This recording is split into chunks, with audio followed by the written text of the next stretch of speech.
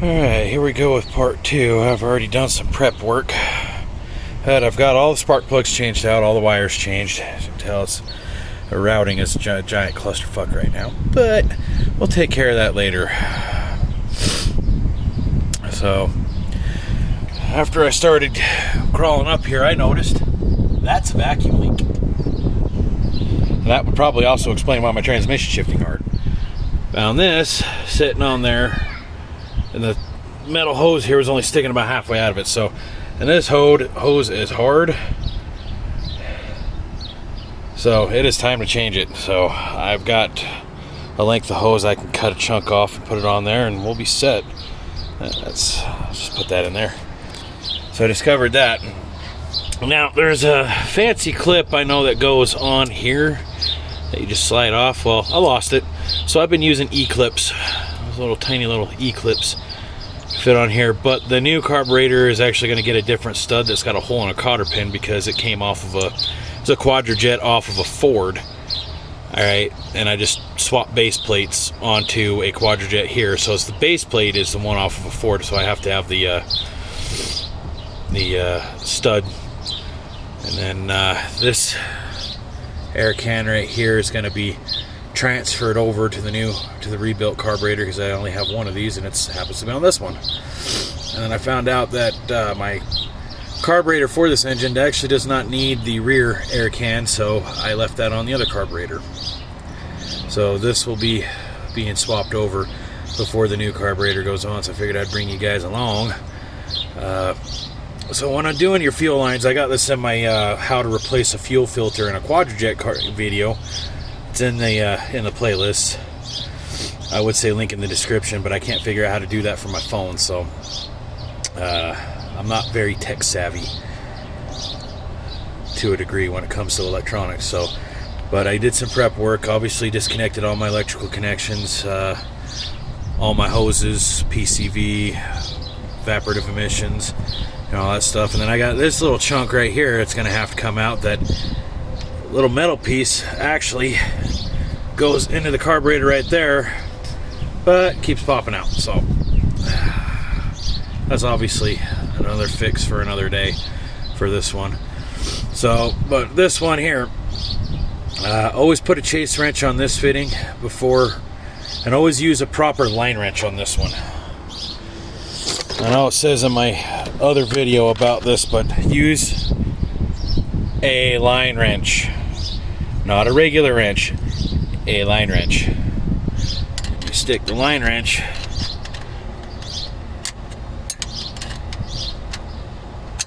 over the fitting like this. Now I've already pre-loosened this, but you go to loosen this without a chase wrench on the fitting, and this is what's going to happen. You're going to get some twisting in your line like that, and it's going to reduce flow, and you're going to have some problems. This has been an issue I've been needing to fix for a while. But I'm putting an electric fuel pump in this and deleting this whole setup going up through the engine here, through the front part of this engine here. I'm completely redoing that. That's going to be a series of videos in that and of itself, but I've got all the parts. Most of the parts. There's a couple more parts I need to get. So, again, money dictates, so I'm just waiting on that. Alright, so put a chase wrench on here. Use a line wrench. People call these crow's foots, but they're line wrenches. Crow's foots don't quite come around all the way, so no, this is not a crow's foot, it's a line wrench. It's a flare nut wrench, brake line fitting wrench. I call them line wrenches. Alright, hydraulic line wrenches, but that's what these are designed for, is this stuff here. So make sure you use the right tool for the right job. If you don't have one of these or access to one of these, you can use a regular wrench, but it's still same thing. Make sure you use a chase wrench on this fuel filter fitting.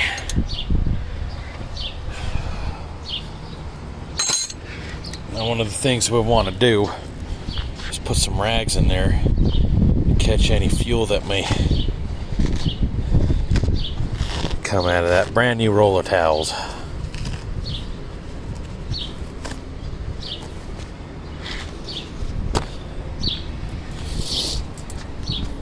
Take your rag,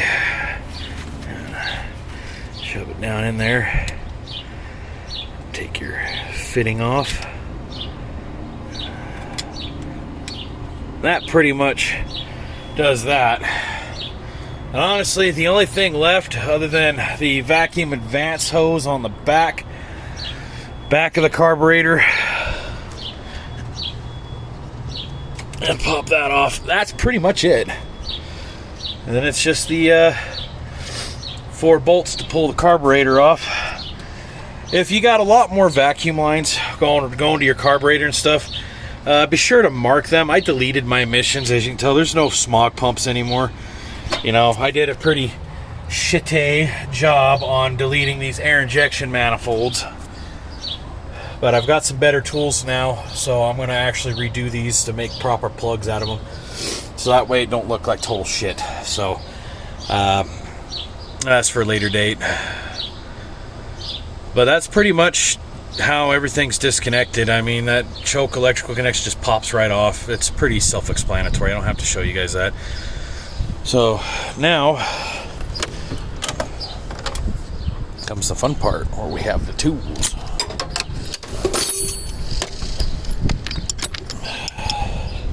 Yes, I use Harbor Freight tools. I've said this in other videos.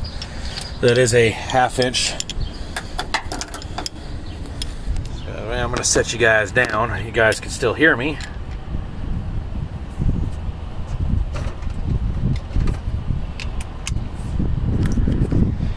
The big boy, half drive.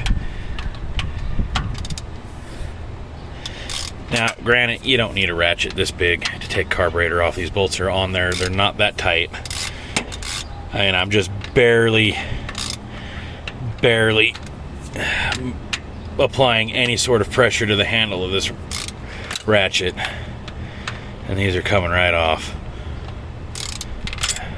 Provided I can keep it on there.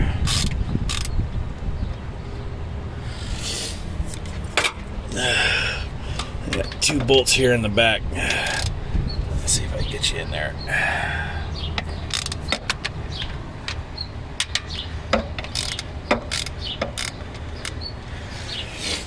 So, right now, trying to do this one-handed, pain in the butt. So I'm gonna power of the pause button. I'm gonna pause recording and get all these bolts loose and out of here, and then I'll show you how to pull that off. Which is pretty self-explanatory. Just pull up. Alright. So I went and cheated and used my impact to get all those loose, but once they're all loose, pretty much just grab it, pull up, break the seal, make sure everything's out of the way, and it literally comes loose. Now granted, remember that the bowl of this is still full of fuel. Still very much full of fuel. So try not to tip it, or you will have a giant gasoline mess everywhere. So usually what I like to do is keep them level. And so that way I don't get kicked around. I'll set it at least under the truck and out of the way for now, if that's an option for you fellers. Now, the gasket did come up. It is still stuck to the carburetor, which is fine because it has a new one that came in the rebuild kit. Plus, I also have another Cometic down there. Make sure you guys put your bolts down so you don't lose them. Obviously, you're going to have 2 short, 2 long. They're all the same size.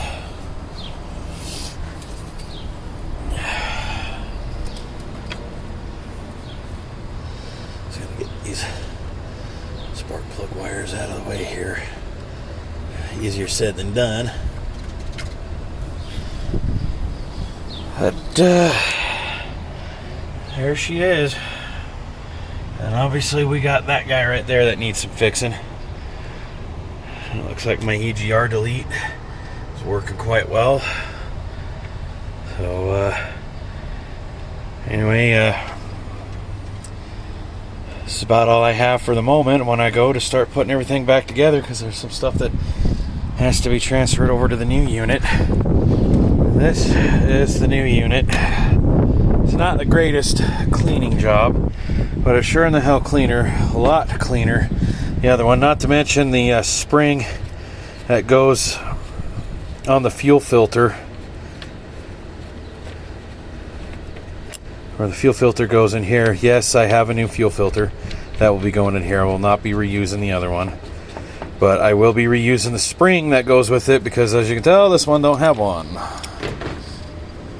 But if you also can't tell, that can right there don't exist, so I need to put that on. As far as I know, there's no other can that goes on this carburetor, according to what I've been able to dig up online.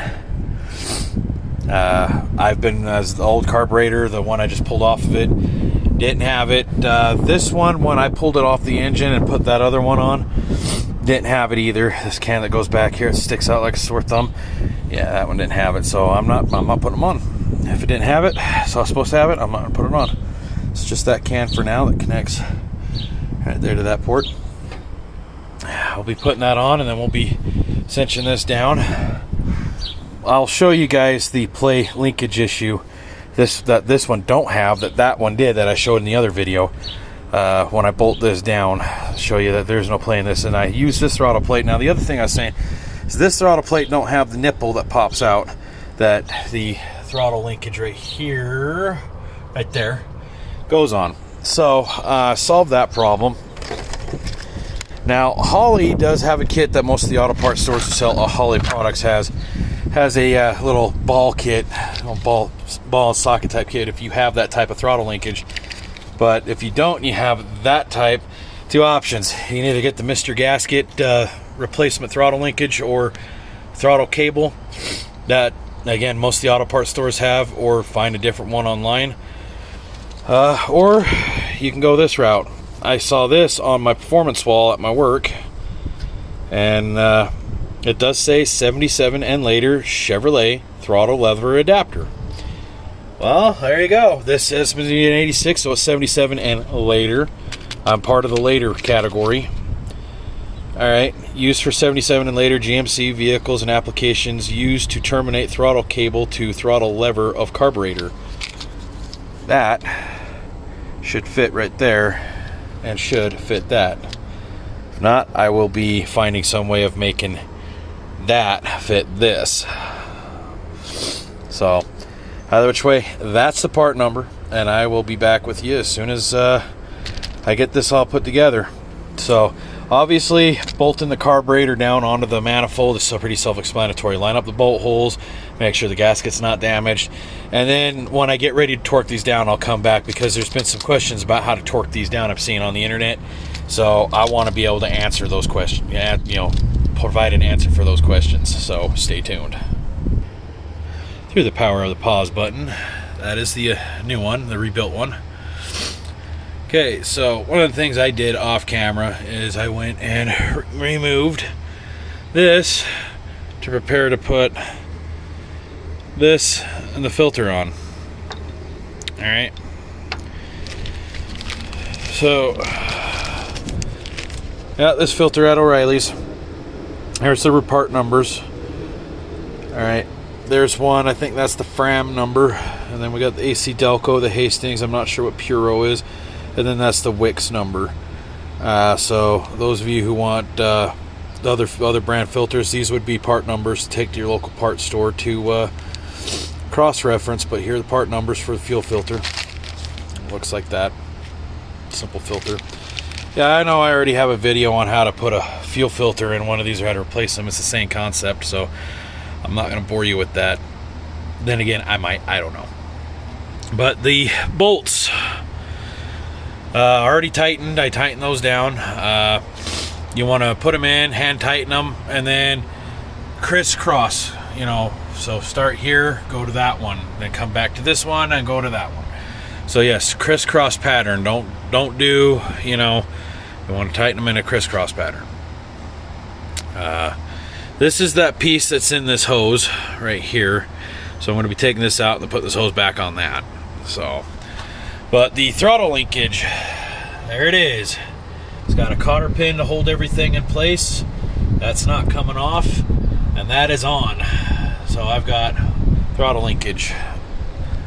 So if your Quadrajet, especially if it come off of a Ford or an AMC Chrysler product of the day, doesn't have the correct nipple to put that on, that Edelbrock 8009 throttle lever will work in this because there's proof. I just put it in. I didn't show it because it's pretty self-explanatory. That nut's welded onto the stud, put it through, you put the crush washer, the lock washer, and that on, and just tighten it up. That's exactly what I did. And then threw it on, put that washer on the other side, threw the cotter pin in, bent the cotter pin, you're good to go. The other thing I'm also replacing are my throttle springs, my return springs. Most parts stores on their dormant help aisle, if they have one. I know O'Reilly's and Advanced and AutoZone do. They all have some form of a dormant help aisle. I've been in all of them. And they've got several different types of these return springs. So it's all on how you want your pedal to feel and how you want your vehicle to perform. These are the ones I picked up. That's the part number right there. Picked these right off the shelf, right off of their dormant help aisle. But the ones that come off of it are right here. These are the ones that came off of it. And as you can tell, there's 2 springs and then a third. I wasn't a fan of that. So I'm going to try this setup out, and if not, I'll add one of these springs and go back to triple setup. But these 2 springs are for sure going to stay on, and I'll just have those as spares. So the throttle return spring just kind of clips in down there on that bracket, comes over, clips in right there. Right there. So that's not that hard to put those on, so I'm not going to show you with that. But let's get to the nitty gritty here. Let's set y'all's down.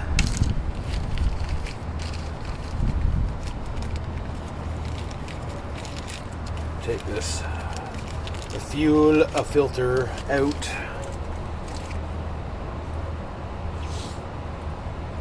Okay, so guys, these only go in one way.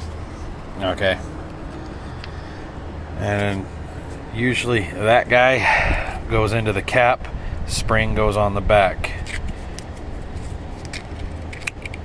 They may fit that way, but it's that guy goes in, spring, solid end goes on the spring. Put that in.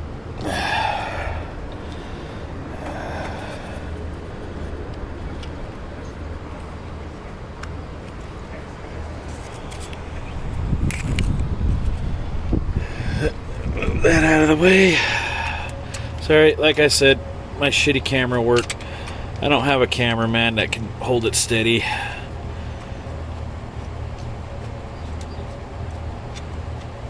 And those of you who are got changing carburetors out,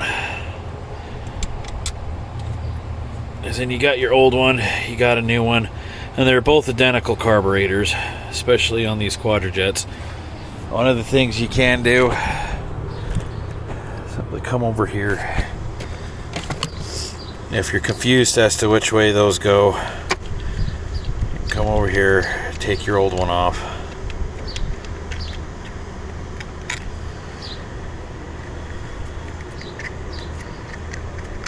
It smells like gasoline. I wonder why. There you go. There's your answer. And you gotta look at it this way.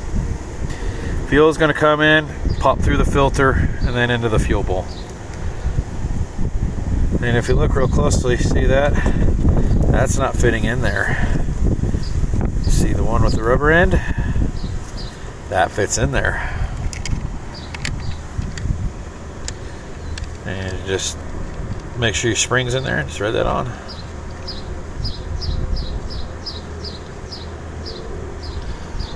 Simple as that. And then tighten everything up. Sorry if my fingers are in the way. I usually don't throw a chase wrench when it comes to tightening. You can't tell, tightening is kind of unkinking that, so a little bit. Not to mention, if you look, it's also tightening up that. Yes, sir. So now I've got to go find my hose. We're gonna fix that.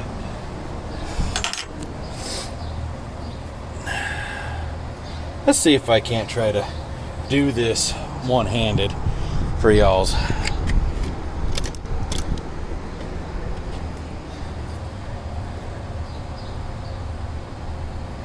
I hate these pinch clips. I hate them, I hate them, I hate them.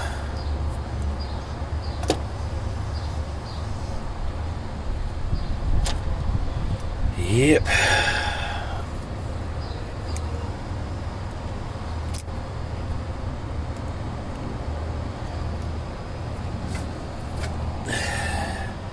Oh my God, I did get it out one-handed. So I'm just going to go ahead and hook that guy up. For those of you who want to see me do this job from start to finish, every last detail, obviously that ain't gonna happen.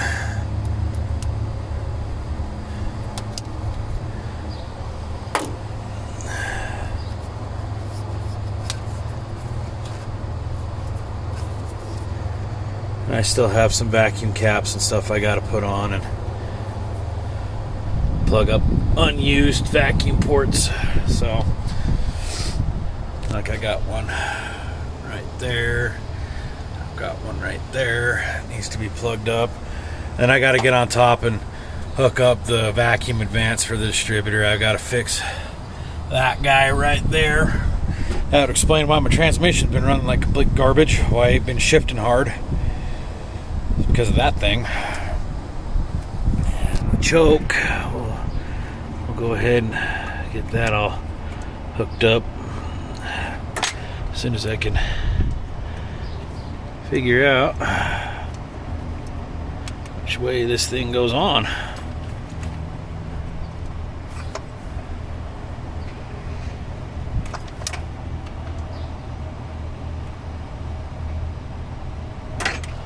Really?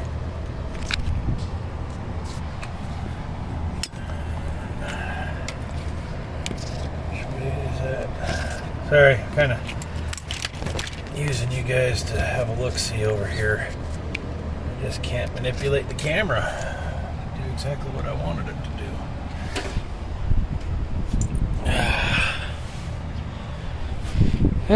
For some reason that won't fit.